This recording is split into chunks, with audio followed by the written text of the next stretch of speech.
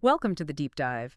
Today, we're going to jump into something really specific, a single match from the League of Legends Subpersonalities tournament. Yeah, match A6. Hmm. Addy versus Liz, played back on July 30th, 2025.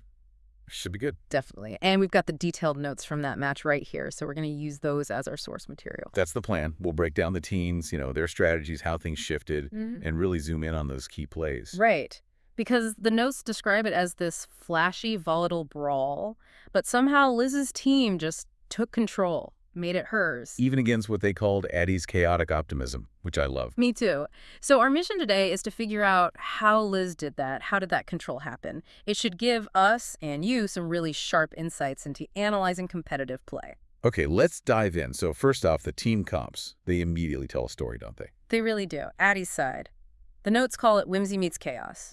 You had Riven top, Neeko jungle, Zoe mid, then Jinx ADC and Lulu support. Okay, so right away you see the high mobility, right? Riven, Zoe, Yeah. Neeko, they can move. Exactly. And huge pick potential. Zoe bubbles, Neeko roots. They can definitely catch people out. Plus the big one, Jinx. Your hyper carry waiting for the late game. Lulu's there basically just to keep Jinx alive and boost her. That's the dream for Addy's team, clearly. Get Jinx fed, protect her, win late. Then you look at Liz's team. Queen's Gambit. Very different vibe. Totally different. Qiyana top, Evelyn jungle, LeBlanc mid, Misfortune ADC, and Renata Glasc support. Okay, wow. That screams assassination. Qiyana, Evelyn, LeBlanc. Multiple threats that can just delete a target. Yeah, and it points towards snowballing, right? Get ahead early, press that advantage hard. Don't let Addy get to that Jinx late game. Plus Misfortune and Renata. That's your massive teamfight combo waiting to happen. Heavy burst damage. And the notes mention mind games. What do you think that refers to specifically here? Well, with Evelyn's stealth, LeBlanc's clones, Qiyana's mobility, Huh? they can fake you out, appear from unexpected angles, keep you constantly guessing, creates mental pressure. Okay, so very different approaches right from the start. Let's talk strengths and weaknesses then. Addy's strengths, obviously those pick tools. Yeah, Zoe Sleepy Trouble Bubble, Neeko's Tangle Barbs. Yeah. Very dangerous if they land. And Jinx is the win condition, if they can get her there. Lulu helps enable that. Sure. But the weaknesses are pretty stark too. Yeah, super vulnerable to burst, right? Almost everyone on that team is squishy. Extremely. And no real front line.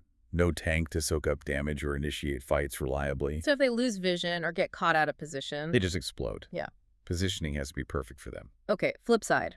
Liz's team. Strengths. Threat overload. You've got assassins coming from, like, 3 different directions, potentially. Who do you focus on? That's tough. And the AoE combo Misfortune ult plus Renata ult.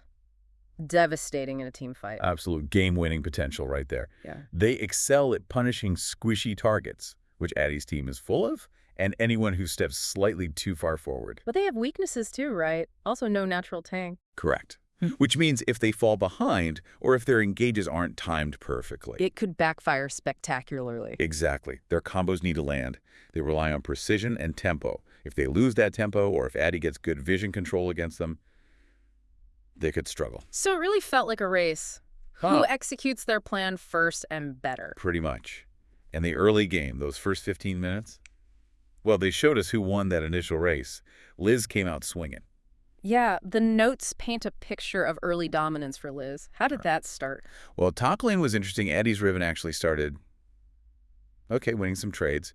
But then, level 5, Qiyana pulls off this surprise solo kill using the terrain. Just 1v1, no jungle help. Nope, solo kill. Gets first blood for Liz. That's huge early golden pressure. Okay, big momentum swing right there. What about mid? Zoe versus LeBlanc should be volatile. It was lots of back and forth trading. But the key moment came around 7.12. Evelyn makes her first appearance, ganks mid. Ah, the jungle pressure. Yep, gets LeBlanc a kill onto Zoe. Now, LeBlanc has an edge in that lane, too. And bot lane? Addy's Jinx Lulu should be strong early now. They were actually winning trades, pushing Misfortune under tower. It looked good for Addy down there initially. Yeah. But then comes level 6. Addy maybe gets a bit too aggressive, looks for a dive, perhaps.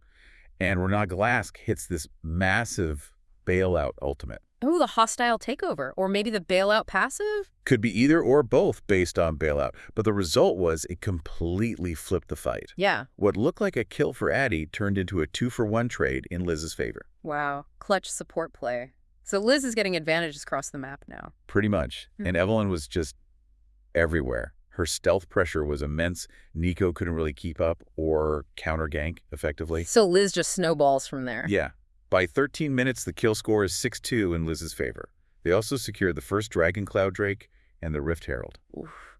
Objectives, too. That early lead is looking pretty solid. Very solid. If you had to pick an MVP for just that early game phase, who would it be? It's got to be Evelyn, right? 3 key ganks leading to kills, plus helping secure those objectives. Her map-wide pressure really set the tempo for Liz's team. Makes sense. Okay, so moving into the mid-game, say 15 to 25 minutes. Did Addy manage to stabilize at all? They tried. They definitely showed some fight. Zoe landed a really nice bubble onto LeBlanc mid, setting up a kill. Okay, getting a shutdown maybe? Could be. And Riven used teleport for a nice flank at one point, also secured a kill. Jinx was starting to get some items, you know. She actually picked up 2 kills in a skirmish mid, thanks to some great peeling from Lulu. So, signs of life. Maybe the Jinx scaling plan wasn't dead yet. There was hope. But Liz's team, the notes say brutal efficiency. They didn't let up. Uh-oh. What happened? Around the 20-minute mark, there's a fight near the Baron pit. Both teams jockeying for vision. Addy's Neeko finds this great position, hides in a bush. Okay, setting up an ambush. And lands a fantastic ultimate. Hits 3 members of Liz's team. Should have been a huge engage for Addy. Should have been. But Misfortune instantly counter-ults right down the river. Just blankets the area. One time. Yeah. Hits Addy's members, forces them all to scatter immediately. Neeko's engage completely nullified.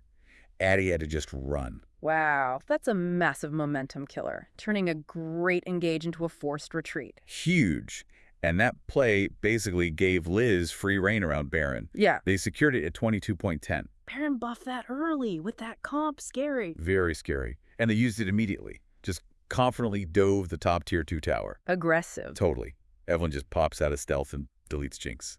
Instantly. There goes the win condition. Pretty much. Renata Glasc then uses another clutch bailout to save Misfortune from the return damage. And Liz's team cleans up the rest. It's a clean ace. Ace and Baron buff at 22 minutes. That feels almost game-ending. It's incredibly hard to come back from that, yeah. Especially against the snowballing assassin comp. So who stands out in that mid-game phase? Misfortune feels like the answer after that ultimate. I think so. That River Ultimate was pivotal. It stopped Addy's best chance to come back and directly led to Baron. Her damage output was starting to get really high, too. She was the MVP of that crucial mid-game stretch. Okay, so late game now. 25 minutes onwards. Addy's facing an uphill battle. Baron buff gone, but inhibitors probably still up for a bit.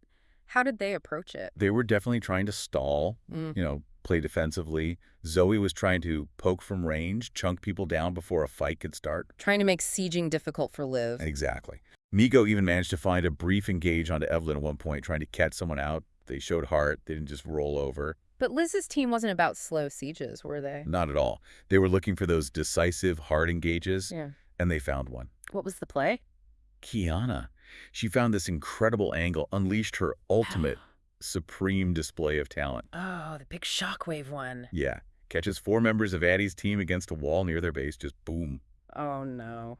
Jinx caught in that. Jinx caught. Instantly blown up. Lulu couldn't even react fast enough with her ultimate or shields. That's it then, with Jinx down. Yeah, Zoe got chunked really low too. Yeah. Liz's team just rolled through, took the middle inhibitor tower and the inhibitor itself. Base wide open now. The beginning of the end, for real this time. How did the final push go down? It was fast and coordinated, happened around 32.3.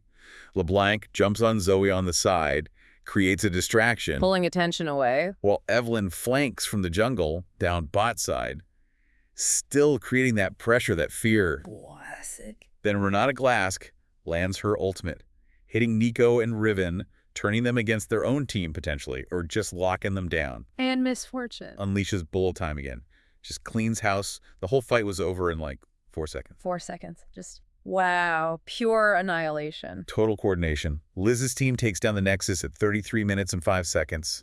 Game over. And in notes say Evelyn was laughing in stealth. A bit of BM there, maybe? Huh? Maybe.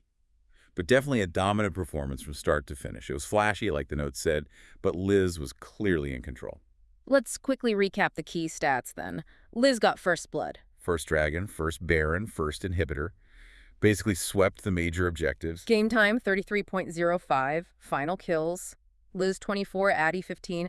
It really tells the story of consistent pressure and control. It does. The numbers back up what we saw play out. So if we had to pick one overall MVP for the entire match, Despite Evelyn's huge early impact, I think it still has to be Misfortune. Liz's ADC. Why her specifically? Her KDA was 7 kills, 2 deaths, 10 assists. That's huge kill participation. But more importantly, those game-changing ultimates in the mid-game were absolutely crucial. The river fight, yeah. Exactly. Plus, her damage output spiked hard off just 2 items. And she played really aggressively, knowing Renata Glasc was there to peel for her. She was fearless. Makes a strong case. Any honorable mentions? Gotta give it to Evelyn, too, right? Her early game tempo, the constant fear she generated. Addy's carries just couldn't play comfortably because she might be nearby, shadowing every lane, setting up picks. Huge impact, even if MF had the bigger team fight moments later. Yeah, that unseen pressure is powerful. So looking back, it really was that clash between chaotic optimism and controlled aggression. It was.